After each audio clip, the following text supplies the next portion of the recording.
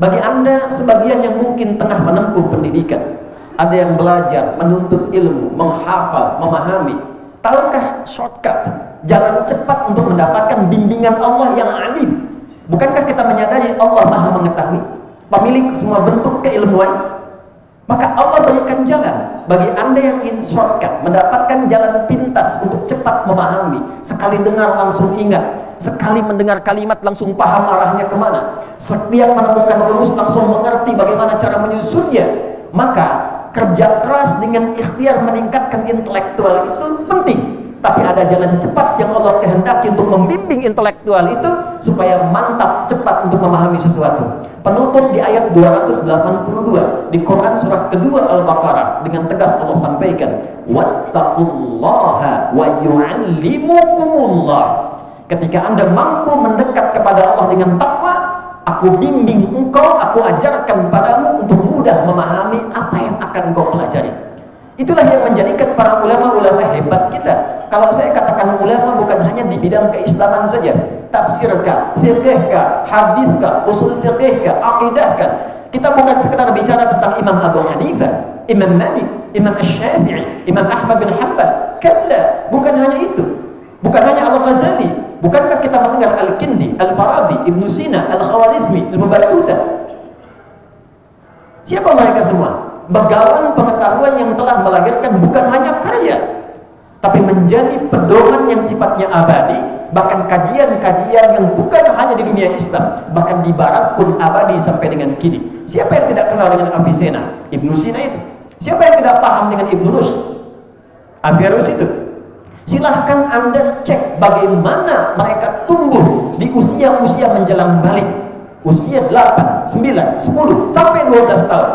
Anda buka biografinya, tidak pernah orang tua mereka memulai mereka berpendidikan dan belajar kecuali didekatkan dengan Allah Subhanahu wa taala dengan nilai-nilai ketakwaan.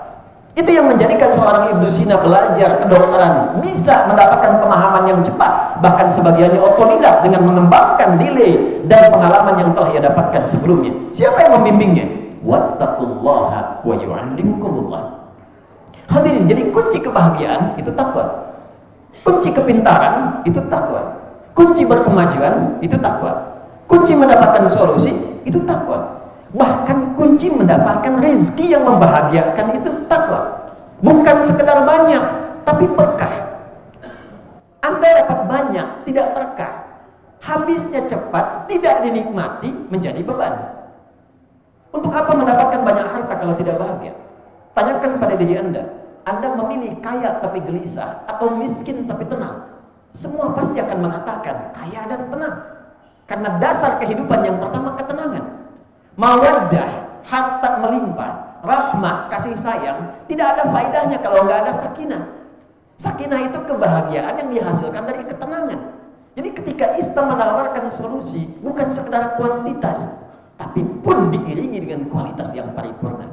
Pertanyaan berikutnya, ya Allah, ya Rasulullah, bagaimana cara kami meningkatkan takwa kepada Allah untuk meraih apa yang dijanjikan tadi? Dan dahsyatnya, sebelum ayat itu kita bacakan, Allah sudah tunjukkan tokoh-tokoh yang sukses mempraktekkan itu, yang bahkan kisahnya melintasi zaman, dibuktikan secara sejarah ada, dilihat napak tilasnya dapat dicari, bahkan bukti sebagian peninggalannya bisa didapati sampai dengan kini. Siapa yang tidak kenal dengan Utsman bin Affan? Siapa yang tidak tahu dengan Abdurrahman bin Auf? Cek mereka sebelum meningkatkan takwa, dengan setelah mereka meningkatkan takwa, berapa peningkatan aset yang didapatkan? Riset yang pernah kami lakukan, asetnya Abdurrahman bin Auf saja setelah meningkatkan takwa, sebelumnya cuma dengan modal pakaian, masuk Islam meningkatkan takwa, itu kalau dikonversi sekarang setidaknya bernilai 72.000 triliun. Siapa yang tidak paham dengan Abu Hurairah? Siapa ia sebelum masuk Islam? Abdurrahman bin Sahal. Siapa beliau? Bagaimana kekuatan pengetahuannya? Setelah masuk Islam, meningkatkan takwa, mulazamah kepada Rasulullah, terjadi peningkatan pengetahuan, kecepatan hafalan, sekali disebutkan langsung paham. Dan manhaj yang diikuti Al-Imam Al-Bukhari yang mendapatkan kemudian anugerah yang serupa. Siapa yang tidak kenal dengan Ali bin Abi Thalib? Orang tahunya hanya ahli bahasa balaghah, paham Quran, paham tafsir. Beliau itu juga pakar di bidang matematika. Silakan cek dalam kitab tafsir misalnya Al-Jawahir di bagian yang terakhir bagaimana beliau pernah menyelesaikan persoalan rumit matematika dengan pendekatan Al-Quran. Hadirin, bagaimana mereka memulai dengan meningkatkan takwa? Maka dijawablah pada segmen yang kedua. Ketika ada seorang insan beriman, ingat kalimat takwa selalu bersanding dengan iman. Artinya yang dikhitab itu imannya. Karena tidak setiap muslim kalau disebutkan ini, kalau imannya tidak merespon dengan baik, tidak akan bisa diikuti. Ini perkara iman. Kalau kita benar-benar meyakini ini semua tanpa ragu dan diikuti, maka jadilah seperti apa yang pernah mereka dapatkan dulu. Takwa pada segmen yang kedua dibagi pada dua dimensi. Ada bagian yang pertama disebut dengan al-bu'dur rabbani, dimensi ilahi, yang sering diistilahkan oleh ulama kita dengan hablum minallah. Jadi kalau kita temukan kata takwa di Quran pertama, kita akan dapati ternyata implementasinya adalah membangun konektivitas yang baik dengan Allah. Yang punya ilmu siapa? Allah. Yang punya harta siapa? Allah. Yang punya solusi siapa? Allah. Yang punya samara siapa? Allah. Anda menuntut sakinah, Anda jauh dari Allah. Wajarkah mendapatkan itu? Anda ingin rizki, Anda tahu Allah Ar-Razzaq sang pemberi, tapi Anda jauh dari Allah. Bagaimana bisa mendapatkannya? Anda menginginkan pengetahuan, Anda paham yang punya ilmu itu Allah, tapi Anda menjauh dari Allah. Bagaimana bisa mendapatinya? Maka ketika kalimat takwa dihadirkan dalam Al-Quran, implementasi pertama adalah bagaimana membangun koneksi dengan Allah yang kuat, sehingga dengan kekuatan konektivitas itu kita mendapatkan akses yang tidak didapatkan oleh semua hamba atau umumnya yang lain. Quran surah kedua Al-Baqarah di ayat kedua sampai yang kelima, kalimat takwa pertama disebutkan dalam Al-Quran dilekatkan pada pemiliknya. Dzalikal kitabul la raiba fihi hudan lil muttaqin. Al-Quran jangan diragukan semua isinya. Dia akan memberi petunjuk pada orang takwa. Dan adilnya Allah menjadikan takwa pertama membuka Quran dengan bentuk jama'. Tunggalnya taqi, jama'nya muttaqin. Siapa orang takwa yang disebutkan di sini? Perhatikan ayat 3 dan seterusnya.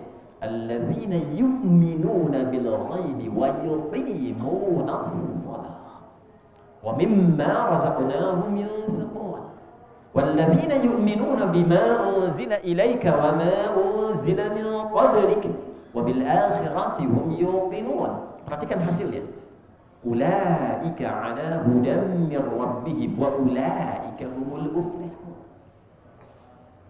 Siapa orang takwa yang dimaksudkan di ayat ini? Dimensi pertama adalah orang-orang yang ingin membuktikan keimanannya kepada Allah lalu mengoneksikan dirinya dengan Allah. Wa yuqimunas shalah. Pertama, ia bangun konektivitas dengan sholat. Ternyata ada relasi antara sholat itu yang menunjukkan keberimanan kita kepada Allah, yang menunjukkan kita ini hamba, kita ini beriman. Ternyata bukan hanya sekedar ibadah. Feedback dari sholat itu karena kita terhubung dengan Allah, Allah memberi perhatian. Nah, perhatian inilah yang menjadikan kita hidupnya lebih mudah. Anda dekat dengan rektor, akses Anda di kampus ini mudah didapatkan. Anda dekat dengan Allah, apa yang sulit bagi Allah untuk diberikan? Itulah sebabnya ketika kita menunaikan sholat pertama kali, yang diminta oleh Allah adalah Anda punya masalah apa, ingin minta apa, kalau benar sholatnya sampai dengan ini, aku berikan apapun yang kau minta sesuai dengan kebutuhannya. Itulah sebabnya di Al-Baqarah ayat 45, ketika kita diminta sholat, kalimatnya jelas, wasta'inu bis-sabri was-shalah. Jika Anda punya persoalan dalam kehidupan yang ingin diselesaikan, terima dulu dengan sabar, lalu tunaikan sholat, mintalah kepada Allah lewat sholat. Kalau masih belum yakin, imannya ditanya, maka muncul kembali di Al-Baqarah ayat 153, ya ayyuhalladzina amanu sta'inu bis-sabri was-shalah. Hei, kamu ini punya iman apa enggak? Yakin apa enggak dengan Allah? Kata Allah, kalau kamu punya masalah, aku pemberi solusinya. Bagaimana mintanya? Tunaikan sholat.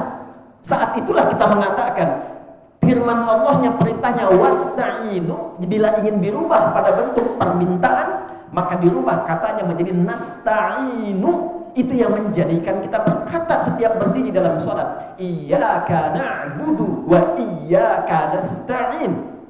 Saat benar sholat yang kita tunaikan sampai detik itu, perhatikan hadis qudsinya dari sahabat Abu Hurairah radhiyallahu taala anhu. Qasamtu sholata baini wa baina 'abdi ila nisfaini. Dalam hadis qudsi kata Allah Subhanahu wa taala, aku bagi segmen sholat pada dua bagian. Ada kewajiban hambaku untukku, ada kewajibanku untuk hambaku. Jika benar hambaku menunaikan sholat pada detik itu, aku kabulkan apapun yang ia minta selama itu menjadi kebutuhannya.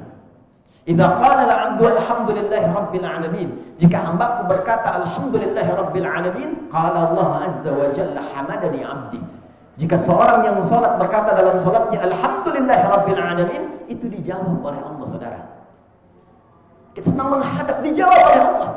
Karena itu kita belajar bacaan yang benar supaya enggak malu menghadap pimpinan ditata-tata kalimat, menghadap Allah kok bacaan berantakan. Tapi mintanya banyak. Itu sebab yang menjadikan kita terlatih, pakai pakaian yang bagus, menghadap, minta, dijawab. Hambaku sedang memujiku. Idza qala al-'abdu ar-rahman ar-rahim, qala Allah azza wa jalla asna 'alayya 'abdi. Jika hambaku berkata ar-rahman ar-rahim, aku jawab kata Allah, hambaku sedang menyanjungku. Wa idza qala al-'abdu maliki yaumiddin, kalau hambaku berkata maliki yaumiddin, qala Allah azza wa jalla majjadani 'abdi. Allah menjawab, hambaku sedang mengagungkanku. Perhatikan. Wa idza qala al-'abdu iyyaka na'budu wa iyyaka nasta'in. Kalau hambaku berkata, ya Allah, aku beriman dan aku buktikan keberimananku kepadamu dengan menyembahmu saat ini, dan aku sedang punya masalah dan kau Maha tahu dengan masalahku, aku mohon solusi darimu. Dijawablah, qala Allah azza wa jalla, Allah menjawab, hadza baini wa baina 'abdi wa li 'abdi ma sa'al. Ini perjanjianku dengan hambaku. Kalau hambaku benar salatnya sampai detik kalimat itu, aku kabulkan apapun yang ia butuhkan. Ini yang menjadikan semua nabi dan rasul itu, mereka pun salat. Kalau sedang ada hajat, mereka salat. Nabi Zakaria itu divonis fisiknya sudah sepuh, letih, rambut memutih. Istri divonis secara medis monofos dan maaf mandul. Secara medis gak mungkin, secara klinis mustahil. Apa yang beliau lakukan? Bangun menunaikan sholat. Quran surah ketiga, Ali Imran ayat 38 sampai 39. Saat berdiri dalam sholat itulah minta kepada Allah. Hunalika da'a Zakaria rabbah. Qala rabbi habli min ladunka dzurriyyatan thayyibah innaka sami'ud du'a. Beliau berkata, ya Allah, semua memvonis aku tak mungkin punya keturunan. Maka aku abaikan mereka, aku mohon padamu yang tidak punya pernah batas dalam pemberian. Kalau ada orang mengatakan kepada anda, mustahil kamu dapat itu, gak akan bisa begitu, itu tanda pertama dari Allah. Abaikan semua pandangan itu, beralihlah kepada Allah, karena Allah ingin memberi tanpa campur tangan hambanya. Maka apa jawabannya? Fanadatul malaikatu huwa qa'imun yusalli fil mihrab.